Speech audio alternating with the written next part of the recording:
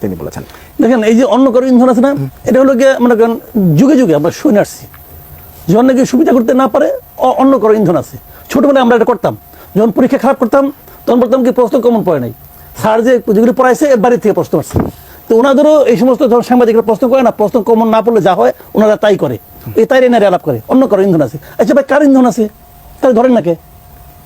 আপনি একটা সরকার চালাচ্ছেন, আপনার সরকারকে অস্থিতিশীল করার জন্য যদি কেউ ইন্ধন দেয় তাকে ধরেন।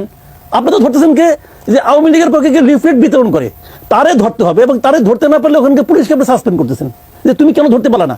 ভাই আওয়ামী লীগ একটা বৈধ পলিটিক্যাল পার্টি, আওয়ামী লীগকে আপনি আওয়ামী লীগকে নিষিদ্ধ করছেন? করেন নাই তো। তো সেই পলিটিক্যাল পার্টি তার রাজনৈতিক আদর্শের পক্ষে একটা লিফলেট বিতরণ করবে, অন্যটা কোথায়, কোন আইনে ধরে বলেন তো আপনি আমাকে? পুলিশ আইন মেনে চলে, আপনি আমাকে সিম্পলি বলেন ভাই এটা আপনি, আমি খালি প্রশ্ন করেছি এটা কোন আইনে আপনি ধরছেন তাকে?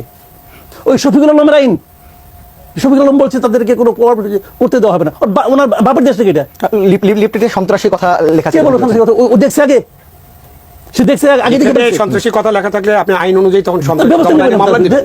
আগে লিফলেট দেখেন, আপনি পড়েন, লিফলেট দেখার আগেই তো আপনি কোন আইনে বলেন না। আপনি আমি ওনাকে জিজ্ঞেস করি, উনি তো সরকারি কর্মচারী, ওনাকে আমি প্রশ্ন করেছি, উনি বলুক কোন আইনে উনি বলে এটা, তাহলে আইন চেঞ্জ করেন। বলেন আমি আইন মানি না, তাহলে আমিও আইন মানবো না, আপনি আইন কেউ আইন মানি না আমরা, দেশ আইনবিহীন দেশ চলবে, অসুবিধা কি আছে? তখন তো আইন না থাকলে পুলিশেরও দরকার নাই, কোনো প্রবলেম নাই তো।